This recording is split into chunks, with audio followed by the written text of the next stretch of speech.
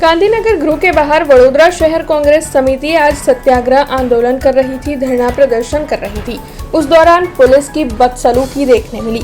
दरअसल कुछ दिनों पहले गुजरात के मुख्यमंत्री भूपेंद्र पटेल जब वडोदरा के मेहमान बने थे, तब उनके कार्यक्रम में हरणी बोटकांड पीड़ित महिलाओं के साथ काफी गलत बर्ताव किया गया था। उसके विरोध में आज वडोदरा शहर कांग्रेस समिति की ओर से ये धरना प्रदर्शन आयोजित किया गया था। गांधीनगर गृह के बाहर हाथ में पोस्टर, बैनर, प्ले कार्ड लिए हुए शहर कांग्रेस प्रमुख ऋत्विक जोशी की अगुवाई में कांग्रेस के अग्रणी और कार्यकर धरना प्रदर्शन पर बैठ ही रहे थे कि इस प्रदर्शन की शुरुआत होने से पहले ही पुलिस वहां पर पहुंची।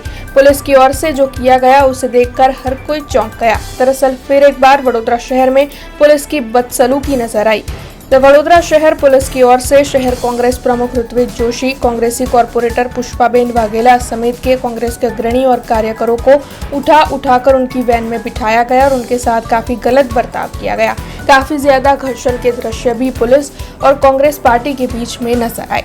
वडोदरा में राज्यना मुख्यमंत्री आवे अने जे महिलाओं बहनों साथे अन्याय थयो होय, हरणी बोटकांड में जे 14 निर्दोष लोकोए जीव गुमाव्या અને જે બાળકોના માતા પિતા ન્યાય માટે ધક્કા ખાઈ રહ્યા છે, ત્યારે મુખ્યમંત્રી પણ મળવાનો સમય ના આપે અને એવામાં જે બે પેરેન્ટ્સ, જે બે નિર્દોષ બાળકો ગુજરી ગયા આ ભ્રષ્ટાચારના જે કાંડમાં, હરણી બોટ કાંડમાં, અને એમના માતાઓ જ્યારે મુખ્યમંત્રીને વાત કરવા જાય ત્યારે મુખ્યમંત્રી જાહેરમાં એમને કકડાવે કે તમે સ્પેશિયલ એજન્ડા સાથે આવ્યા છો, અને એ બહેનો સાથે ત્યારબાદ મુખ્યમંત્રીના ઇશારે વડોદરાની ક્રાઇમ બ્રાન્ચ અને વડોદરાની પોલીસે એ બહેનોના મોઢા દબાવ્યા।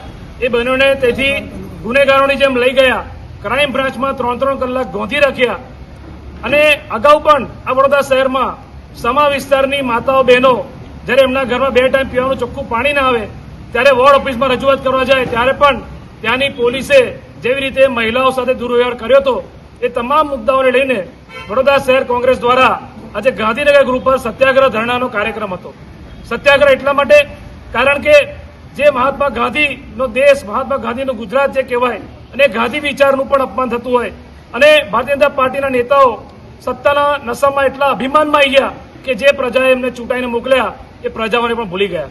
એક બાજુ ભાજપ વાતો કરે કે બેટી બચાવો અને મહિલા સશક્તિકરણની વાતો કરે, અને એ હરણી બોટકાંડની જે બે બહેનો હતી, બે દીકરીઓ હતી, એમની સાથે જે દુર્વ્યવહાર કર્યો છે, કોઈ ગુનેગાર સાથે પણ આવો દુર્વ્યવહાર ના કરે। સમા વિસ્તારમાં પણ બહેનોને જે ઢસેડી ખેંચીને લઈ ગયા, એટલે ભારતીય જનતા પાર્ટીના નેતાઓ પોલીસના આગળ કરીને પ્રજાનો અવાજ દબાવે, કોંગ્રેસનો અવાજ દબાવે। આજે પણ તમે જુઓ કે શાંતિપૂર્ણ ધરણાનો કાર્યક્રમ પરમિશન માંગવામાં આવે છે, તે છતાં વડોદરાની પોલીસ પરવાનગી નથી આપતી। શું આ લોકશાહી છે?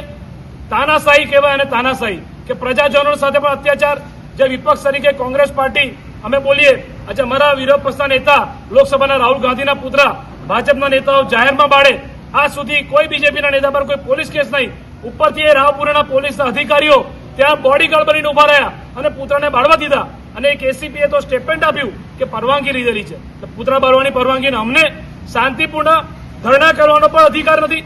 આટલી બધી દાદાગીરી, આટલી તાનાશાહી, આના વિરોધમાં જે ધરણા અમારે ગાંધીનગર કરવાના હતા એ ધરણા પોલીસ અમને નથી કરવા દીધા। हमसे जुड़े रहने के लिए हमारे YouTube चैनल को सब्सक्राइब करें और नई वीडियो की नोटिफिकेशन के लिए बेल आइकॉन को दबाएं।